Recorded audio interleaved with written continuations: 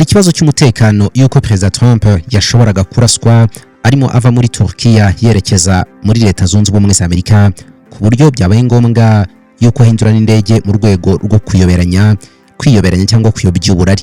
Abayobozi bane ba Leta Zunze Ubumwe za Amerika batangaje yuko icyemezo cya Perezida Trump cyo kuva muri Turkiya akoresheje indege ye ya kera ya Air Force One mu gihe indege nshya yahawe na Qatar yoherejwe mu Bwongereza ngo cyatewe n'impungenge z'urugendo rurerure ndetse n'iz'umutekano zishingiye ku kongera kubura umurego kw'intambara iri hagati ya Leta Zunze Ubumwe za Amerika ndetse na Irani. Babiri mu bayobozi bakuru bashinzwe umutekano wa Perezida wa Leta Zunze Ubumwe za Amerika bavuze yuko ngo bumvaga bafite icyizere kurushaho mu gihe Trump yarari mu ndege ya kera, kubera ko ari indege y'igitinyiro kandi igamije kurinda umukuru w'igihugu, ngo nibwo buryo yubatswemo.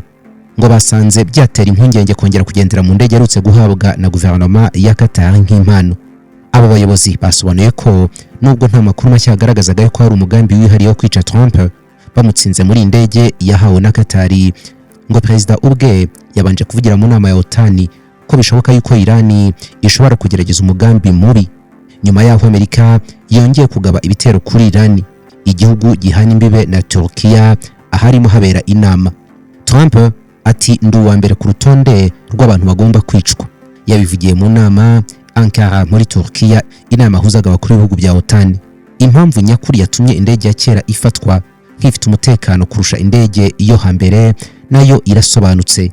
Abantu babiri mu nzego z'umutekano bavuze kuri ikibazo cy'indege nshya Perezida wa Amerika yahawe na Qatar. Bavuze yuko idafite ubushobozi bungana n'ubw'iya kera mu kurinda umutekano wa Perezida igihe ari mu rugendo mpuzamahanga rurerure.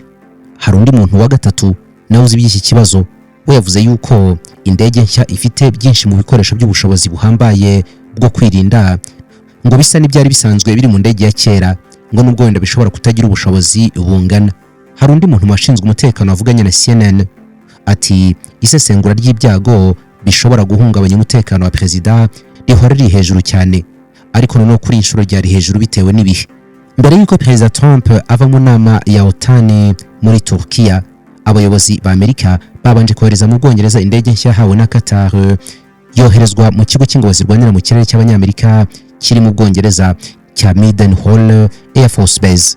Mu butumwa yashyize ku mbuga nkoranyambaga, Trump yavuze yuko impamvu yo kuba indege yoherejwe mbere ari uguha abasirikare ba Amerika bakorera muri icyo kigo amahirwe yo kuyisura, kuyigenzura neza no kuyireba mbere y'abandi bose.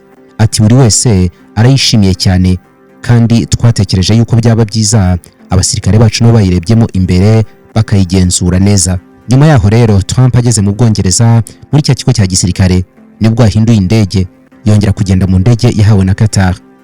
Gusa ibisobanuro atanze ku mpamvu zo kuba iyi ndege yabanje koherezwa mu Bwongereza ntibyanyuze abantu benshi, ahubwo byatanze ubutumwa ko hari impamvu zikomeye cyane z'umutekano, ndetse ko iyi ndege yahawe na Qatar yashoboraga kuba yarashwe wenda igendamo Perezida wa Amerika kubera ubukana bw'ibitero bya Irani ku bigo by'ingabo z'Abanyamerika mu karere k'uburasirazuba bwo hagati.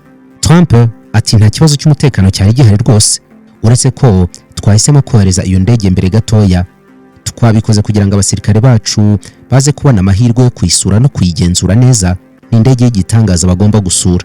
Umva nawe, icyakora ubwo yabazwaga impamvu abanyamakuru bari muri iyo ndege basabwe gufunga utudirishya bakoresheje utwenda dufunga ayo madirishya, igihe indege yari itangiye kuzamuka iva Ankara, Trump yemeye ko hari impungenge z'umutekano zishingiye ku kuba Irani ishobora kuba yagira uruhare mu kwangiza umutekano, ubwo ashaka kuvuga kuraswa. Air Force One ishobora kuba indege iri mu kaga kubera ko hari abantu b'abagome tugomba guhangana nabo byanze bikunze.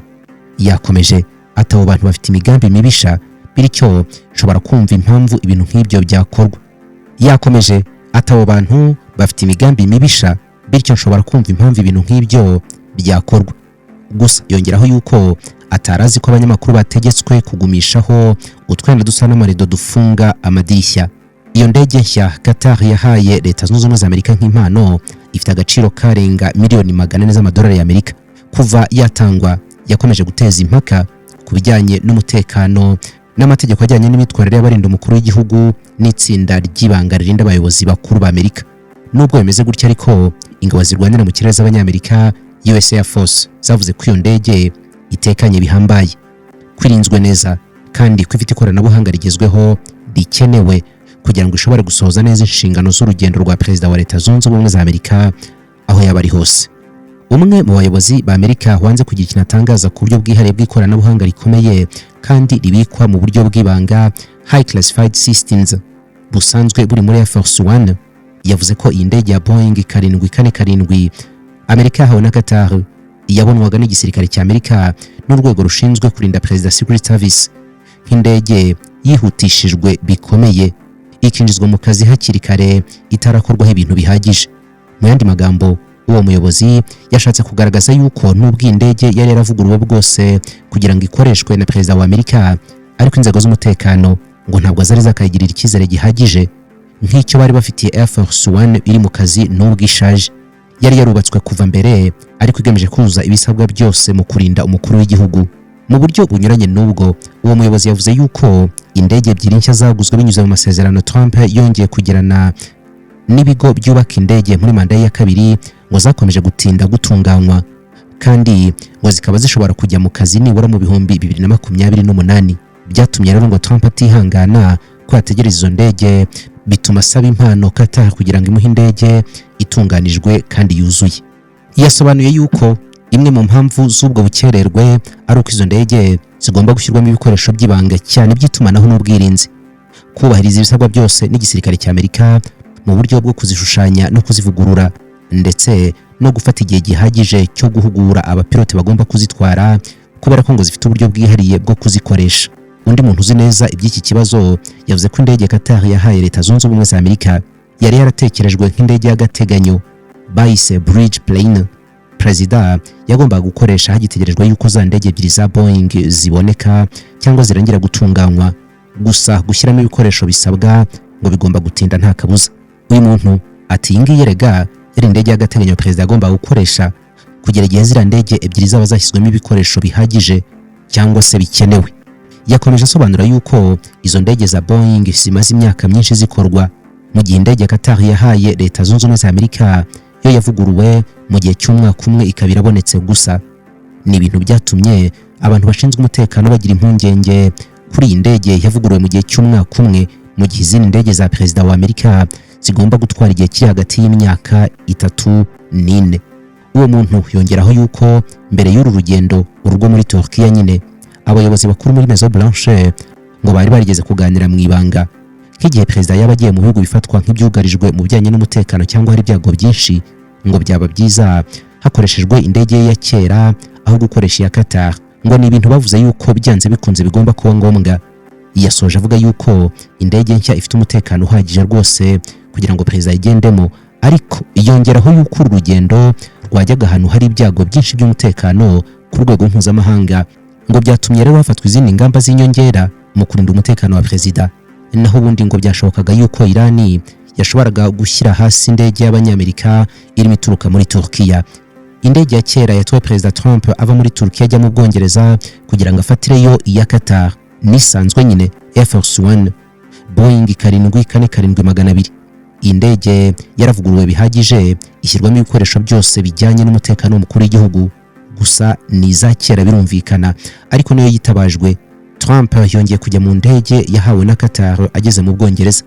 Cyakora nanone iyi ndege irazwi mu bijyanye n'ubushobozi bwihariye butaboneka ku ndege zisanzwe. Ni indege ifite ubushobozi bwo kongererwa lisansi iri mu kirere, mid-air refueling. Ubu bushobozi buyemerera gukomeza urugendo rurerure cyane, rurerure bihagije, idahagaze ku kibuga cy'indege, bikaba ari ingenzi cyane mu bihe by'intambara cyangwa igihe hari impungenge z'umutekano. Bigabanya ibyago byo guhagarara ahantu hashobora guteza umutekano muke cyangwa gushyira perezida mu kaga. Gusa indege Qatar yatanze nayo si indege y'agafu k'imvugwa rimwe, tuyivugeho gatoya.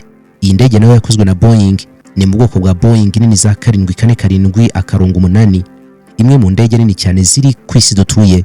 Mu busanzwe ifite ubushobozi buhambaye bwo kuguruka intera ndende cyane, ifite ibyumba byiza by'inama, ibyumba by'akazi n'ibyo kuruhukiramo. Yaravuguruwe bihagije kugira ngo ishobore gukoreshwa mu gutwara perezida wa Amerika gusa, customized.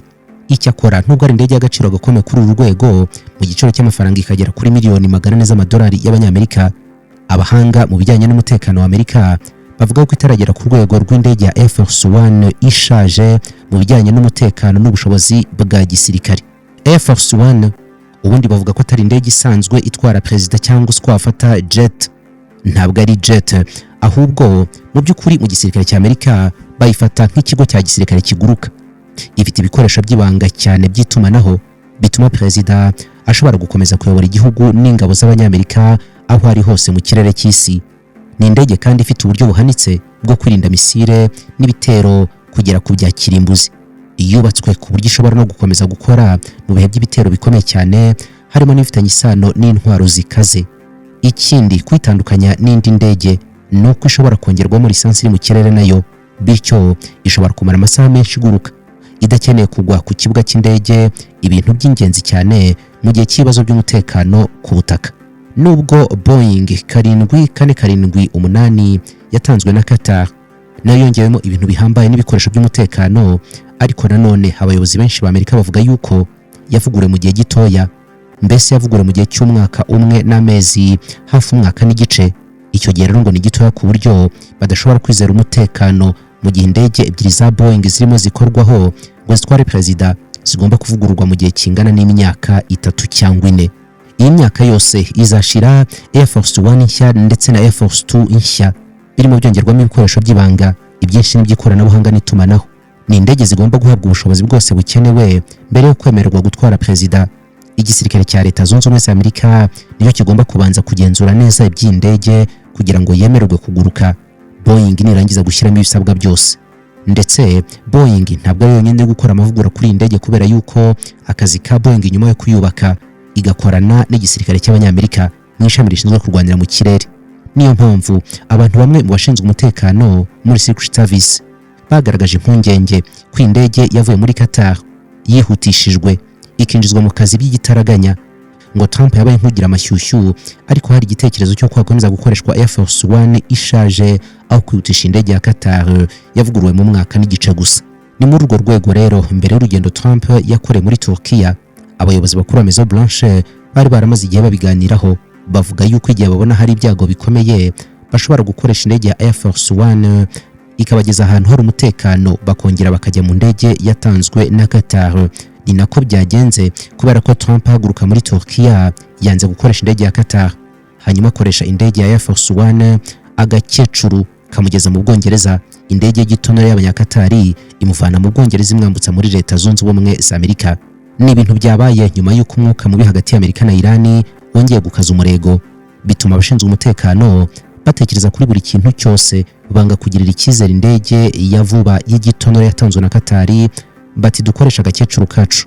Mu yandi magambo, indege Qatar yahaye Amerika ni indege igezweho pe, y'ubushobozi buhambaye bwo gutwara umukuru w'igihugu mu rugendo rusanzwe. Wumve ngo mu rugendo rusanzwe gusa ntabwo iragera ku rwego rwa Air Force One mu bijyanye n'ubwirinzi ku buryo yakora ingendo noneho zidasanzwe. Itumanaho rya gisirikare, ubushobozi bwo guhangana n'ibitero bikaze no gukora mu bihe by'intambara, kuri indege ya Qatar haracyari akantu k'impungenge. Niyo mpamvu mu rugendo Trump yakoze babitekereje gutya, bakoresheje indege ebyiri, urugendo rwo barucamo kabiri, kuva muri Turkiya ujya mu Bwongereza no kuva mu Bwongereza ujya muri Leta Zunze Ubumwe za Amerika. Ndabashimiye cyane, mugira ibihe byiza, ibiganiro byacu birakomeza. Imboni TV, imboni ya rubanda.